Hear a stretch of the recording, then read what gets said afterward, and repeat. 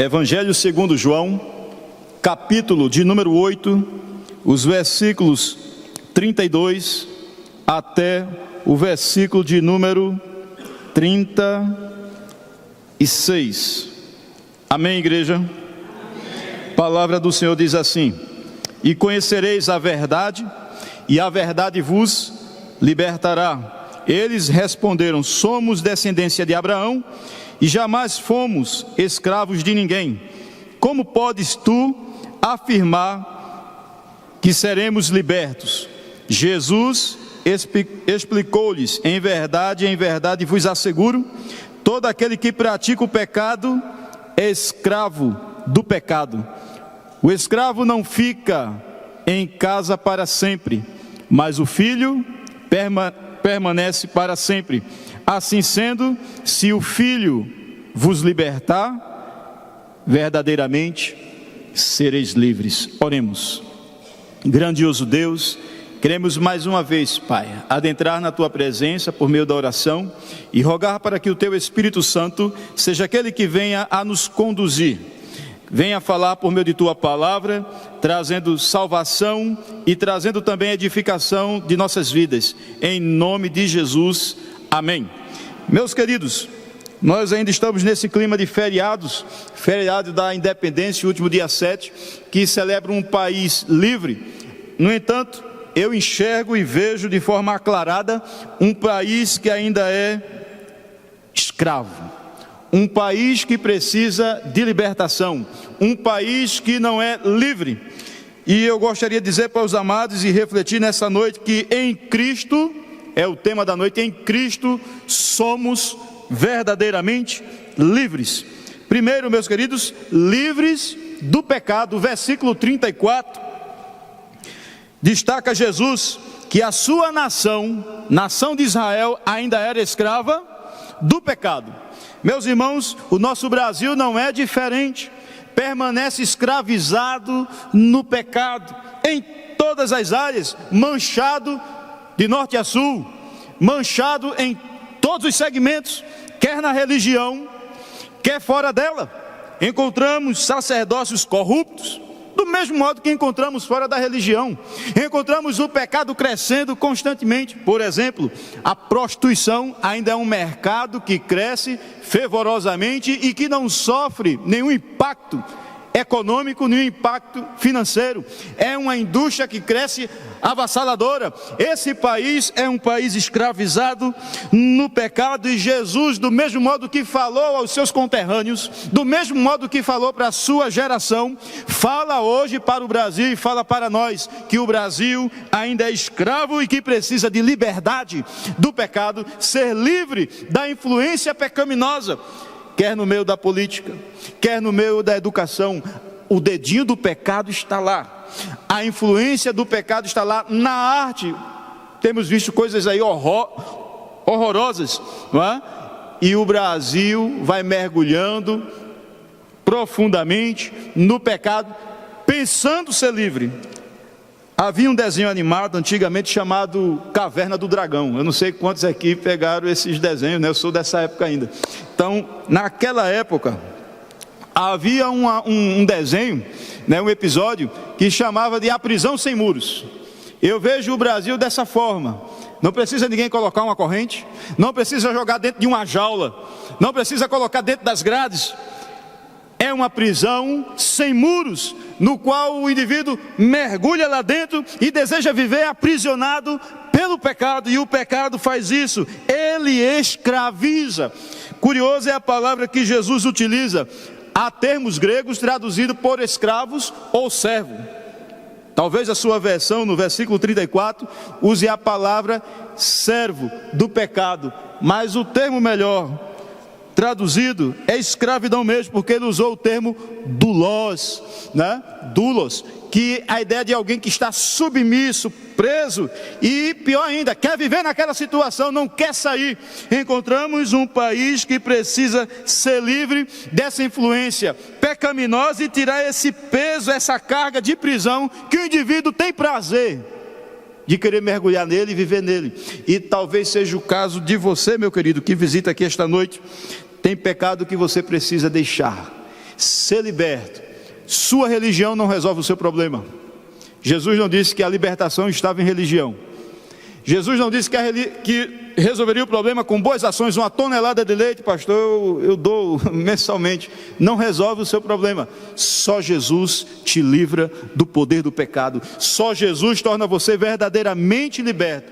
Se religião funcionasse nesse sentido, pudesse resolver o problema da escravidão da sociedade, do ser humano, para que Jesus? Para que o seu filho ser enviado e morrer por nós? Para que o sangue derramado na cruz, como foi aqui cantado nesse último hino, né, que o sangue que salvou? Para que Cristo? Se havia trocentas religiões antes da chegada do Mestre, budismo, etc, etc, etc, tantas, porque a sua religião, ou a religião de qualquer um, não resolve o problema do pecado. Só Jesus livra o homem do poder do pecado, dessa escravidão. Só em Cristo você pode ser verdadeiramente livre. Só em Cristo você pode tornar-se tão livre, capaz de dizer ao pecado, não quero, e não praticá-lo. Você talvez tenha até desejo de se livrar, mas não se livra porque ainda não teve um encontro com o libertador, aquele que te livra do poder do pecado. Em segundo lugar, meus queridos, Jesus veio para nos tornar verdadeiramente livres de uma falsa religiosidade. Ele está falando para os seus conterrâneos, fariseus, saduceus, aquela equipe toda, herodianos, gente que dizia ser religioso. Mas encontramos uma falsa religiosidade. Versículo 33. Olha o que eles dizem: somos descendência de Abraão e jamais fomos escravos de ninguém. Como podes tu afirmar que seremos libertos? Falsa religiosidade. Aqueles homens estavam apodrecidos no pecado, aprisionados no pecado, e se achavam que eram religiosos, praticantes do Antigo Testamento, da lei, quando eles feriam constantemente a palavra do Senhor. Jesus veio tirar religiosidade, da falsa dedicação a Deus. Os fariseus eram dedicados, mas não para Deus, para eles mesmos, não é? Jesus chega a dizer que eles engoliam um mosquito e arrotavam um camelo. Religião só de boca, ou seja, prática de adoração só de boca. Meus queridos, Jesus veio libertar o ser humano dessa falsa religiosidade, dessa falsa adoração, dessa falsa dedicação, onde muitas vezes se entra num santuário como este, para observar qual é a música. O cântico não é para mim, nem é para você. Jesus veio libertar dessa falsa adoração, dessa falsa religião. Observar se a letra agrada os seus ouvidos, se o estilo agrada os seus ouvidos. Isso é falsa religiosidade, é falta de dedicação na adoração, e Jesus veio te libertar dessa condição. O culto não é para o homem. O culto, ele é teocêntrico, é para Deus, não é antropocêntrico.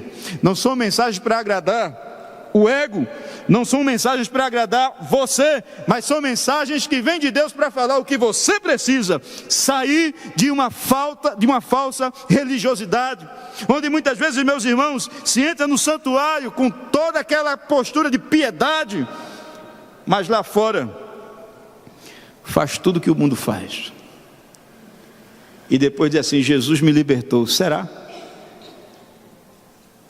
Jesus veio libertar de uma falsa religiosidade. Aqueles homens dizem assim: somos filhos de Abraão, rapaz, somos religiosos. Quem nasceu aqui nessa nação está livre.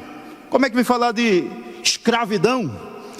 Talvez muitos usem o mesmo argumento: sou evangélico há trocentos anos, filho de crente, meu irmão, criado na igreja, mas ainda não tomou uma decisão no coração de aceitar o Cristo que liberta, e vive uma fantasia religiosa. Na igreja diz amém, na igreja ora, na casa está nem aí, meu irmão. A conversa é pornográfica, as piadas de duplo sentido. Jesus veio libertar de uma falsa religiosidade. Os fariseus não viviam uma adoração verdadeira, uma adoração genuína, porque eles eram escravos daquele conjunto de religiosidade falsa, de fingimento. É por isso que em Mateus 23, Jesus é duro com os fariseus quando chamam de hipócritas. que arrotam um camelo quando engole apenas um mosquitinho, não é? Então, meus irmãos, Jesus veio trazer liberdade de tal condição, de não ser um crente Raimundo, pé na igreja e pé no mundo, um crente que adora labialmente, mas como Jesus destaca lá em Mateus capítulo 15, que é uma adoração só de boca e não cardíaca. Me honram com os lábios, mas os corações estão distantes. Ele veio trazer liberdade de uma condição fantasiosa, de uma falsa religiosidade. Terceiro, Jesus veio trazer liberdade, nos tornar verdadeiramente livres da falta de amor.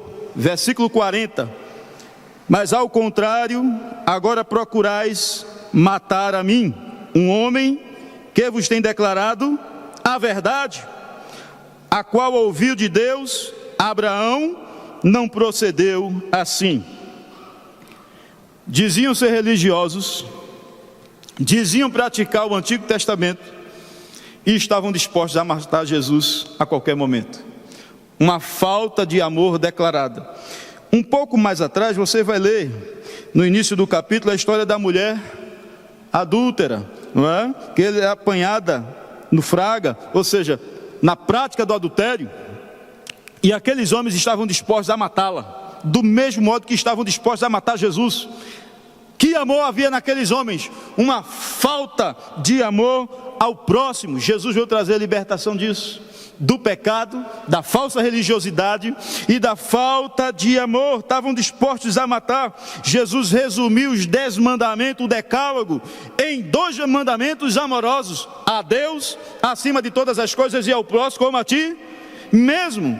Em Levítico, a lei de amar o próximo já era prevista. Levítico 19, que diz que deveria amar o próximo como a ti mesmo. Jesus não estava trazendo novidade para aqueles homens. Eles sabiam, mas não estavam dispostos a viver um verdadeiro amor. E nós encontramos uma sociedade, nosso Brasil, da mesma forma. Não quer viver um amor genuíno. Por que cresce tanto adultério? Quebra do decálogo. Por que tanto roubo? Quebra do decálogo. Quebra do mandamento: amarás teu próximo como a ti mesmo. Porque tanta gente não quer conversa com Deus, que deveria amá-lo acima de todas as coisas, embora que de boca até fale, porque não o ama. Amar, segundo Jesus, em João 16, é cumprir os mandamentos. Quem me ama guardará os meus mandamentos. A ausência de obediência é ausência de amor, é falta de amor, e encontramos um Brasil assim. E talvez, meu querido, você que está aqui essa noite, precise vivenciar esse amor. Só pode ser liberto para vivenciar através de Cristo. Só Ele é a chavezinha da libertação para que você pratique o verdadeiro amor cristão.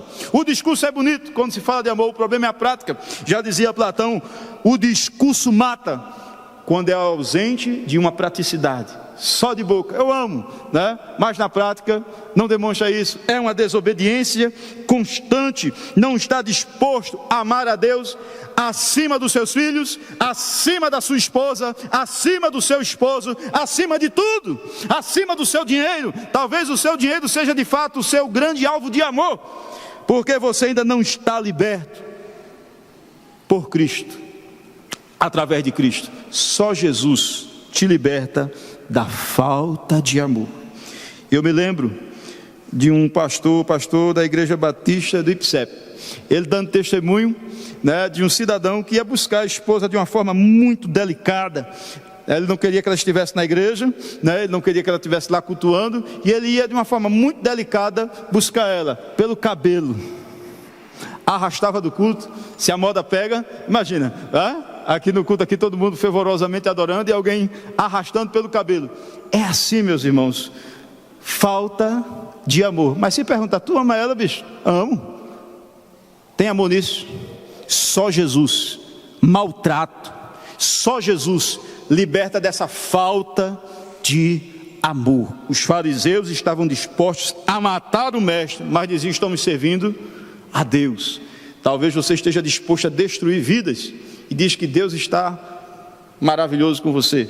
Irmão, amigo, só Jesus pode libertar da falta de amor. Quarto, ele veio trazer liberdade da falsa filiação divina. Versículo 42. Replicou Jesus: se Deus fosse vosso Pai, vocês me amariam, pois eu procedo de Deus e estou aqui. Eu não vim por mim mesmo, mas Ele me enviou.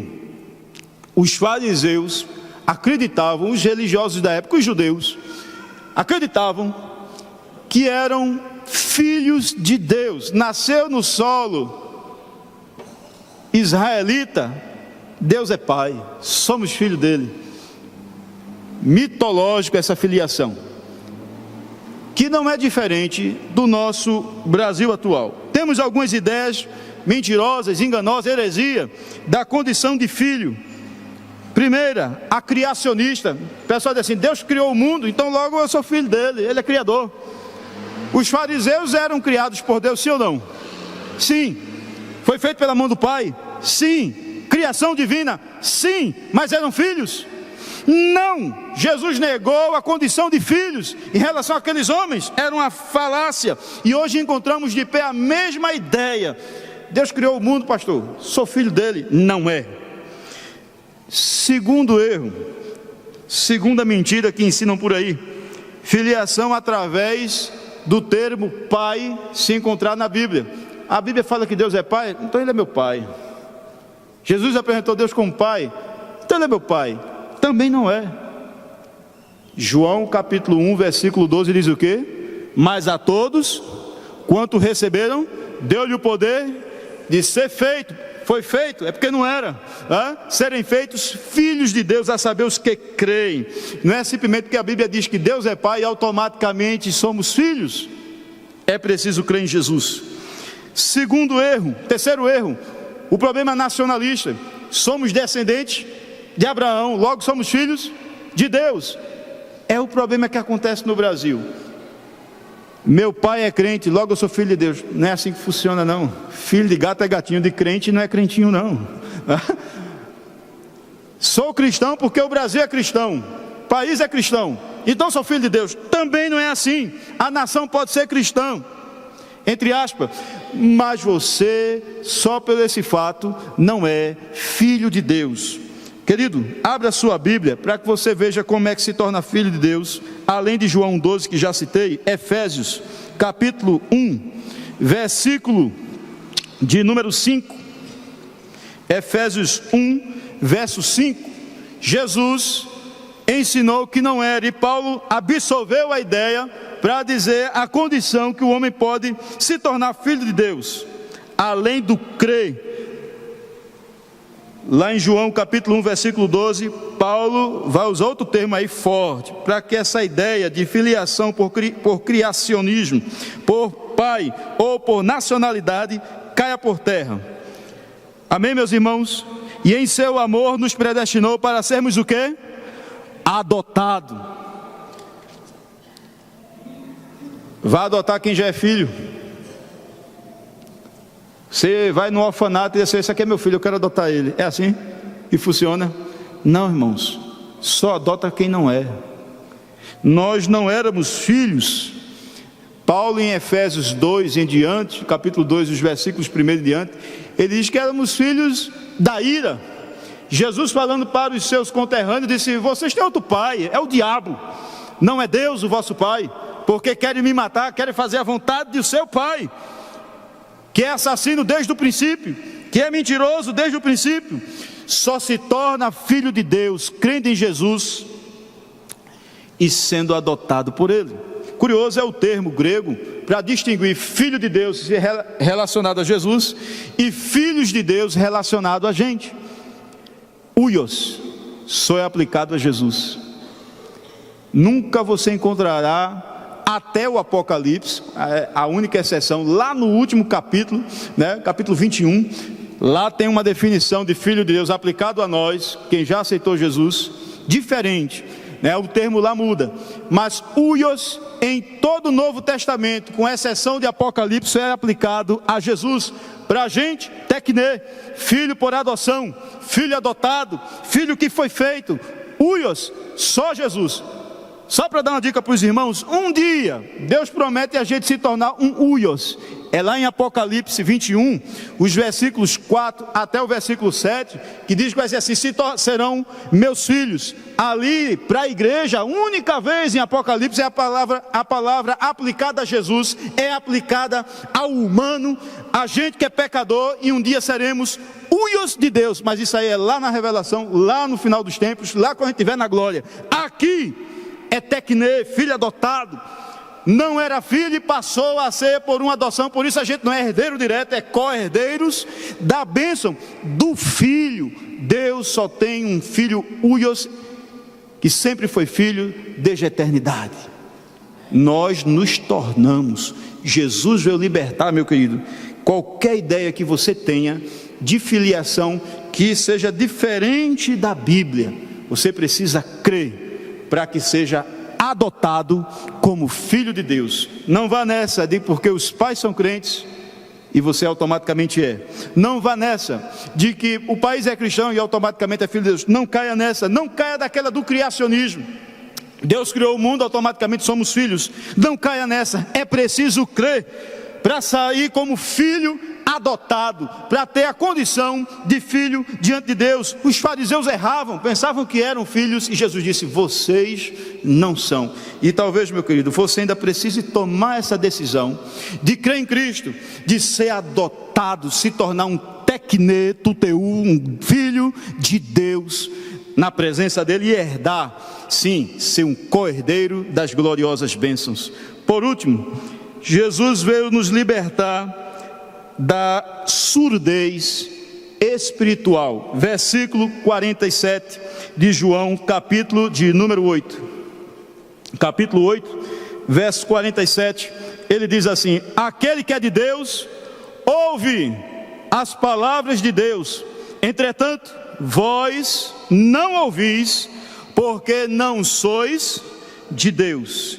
Irmãos, eu quero fechar aqui com o problema da surdez espiritual. O problema da surdez não está ligado a porque não tem capacidade de ouvir. Não é essa a questão. O termo traduzido por ouvir é o verbo acuou, que sugere a ideia de compreensão e aceitação. Quando Jesus diz assim: ó, vocês não querem me ouvir, não querem compreender e nem querem aceitar. Abra sua Bíblia em Apocalipse, que você vai encontrar. Essa versão King James, ela já traduziu por compreensão, mas talvez você encontre a ideia de ouça, né? Quem tem ouvidos, ouça. Apocalipse capítulo 2, versículo 7, e você encontrará essa frase repetidas vezes, não é? Sobre ouvir a palavra do Senhor. Apocalipse capítulo 2, versículo de número 7, diz assim: quem tem ouvidos, ouça.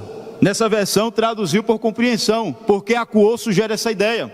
Esse mesmo verbo vai aparecer lá no dom de línguas, que diz assim, ó, né, que porque fala em outra língua, ninguém compreende. É o verbo acuou, ouvir no sentido de compreender e aceitar. Não é a ideia do enigmático, descarta essa ideia, que isso aí não faz parte do ambiente batista tradicional. Mas a ideia do verbo acuou é essa: ouvir, compreender e aceitar. A surdez espiritual ouve, não compreende muitas vezes e não aceita. Jesus veio trazer liberdade dessa surdez. Gente que já ouviu a palavra de Deus trocentas vezes, acha até linda, mas muitas vezes não, em alguns casos não compreende, ou outros compreende, acha linda e rejeita, e há outros que até deboche e diz assim: olha, isso aí não serve para mim, é porque o seu ouvido está surdo. Os fariseus estavam surdos, ouvindo a palavra e não queriam aceitá-la.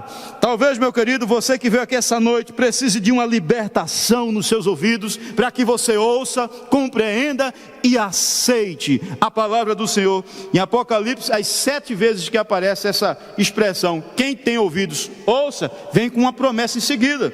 O versículo 7 diz assim, ó: ao vencedor darei o direito de comer da árvore da vida, que está no paraíso. No versículo de número 11, diz assim: aquele que tem ouvidos, compreenda, ouça o que o Espírito diz às igrejas. Aí vem mais uma promessinha, ó: o vencedor de maneira alguma sofrerá a punição da segunda morte. Em outras palavras, quem ouve, compreende e aceita está debaixo das promessas de Deus. E você pode sair daqui hoje livre dessas condições que foram ditas e sair debaixo das promessas, gozando, desfrutando daquilo que Deus tem para a sua vida, vida eterna, paz, garantia de habitar nos altos céus, ser um dia chamado de filhos de Deus, filhos equivalentes a Jesus, sair da condição de tecne, de adotado, mas ir um pouquinho mais além, com um corpo glorificado e transformado. Querido, você precisa ter esse encontro com Jesus. Você precisa sair da condição de escravo para dizer assim: pastor, eu quero ser livre, eu quero sair dessa condição e só Jesus pode me ajudar. E eu gostaria que a igreja curvasse sua cabeça, fechasse os seus olhos e orasse nesse momento. E você, meu amigo, que nos visita, talvez você esteja lutando contra pecados, lutando contra falhas, contra erros, e tem o desejo de dizer assim: meu Deus, me livra disso. Jesus é a chave da sua libertação. Só Ele pode quebrar essas correntes chamada pecado. Somente Ele pode trazer a compreensão ao seu coração e você ser tocado pelo Espírito e aceitá-lo.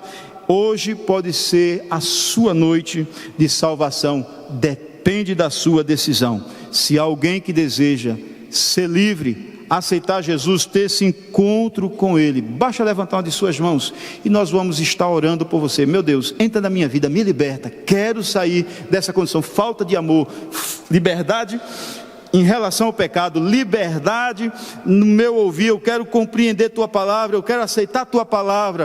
A palavra do Senhor diz assim: ó, venha a mim, e não venha de qualquer forma, do jeitinho que Jesus quer, crendo nele. Se você deseja receber Jesus essa noite, basta levantar uma de suas mãos e nós vamos orar. Alguém que deseja dar esse passo de fé para ser verdadeiramente livre, dizer assim: hoje eu estou livre, e você sentirá isso no seu coração.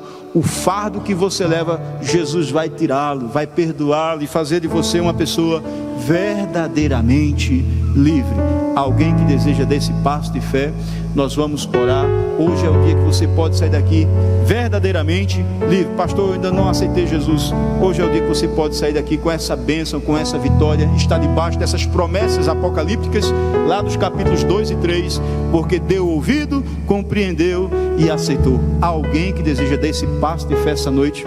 Não havendo, meus amados, nós vamos orar. Bendito Deus, queremos, Pai, nesse momento te agradecer pela Tua magnífica palavra, porque ela, ó Deus, traz esse ensino da liberdade através de Jesus. Só Ele pode trazer liberdade aos nossos corações, Pai. Ó Deus, continua abençoando aqui a todos que puderam estar aqui desfrutando dessa palavra, a minha vida também, e nos dá força a cada dia vivermos como verdadeiramente livres, Senhor. Abençoa cada um em nome de Jesus. Amém e amém, Senhor.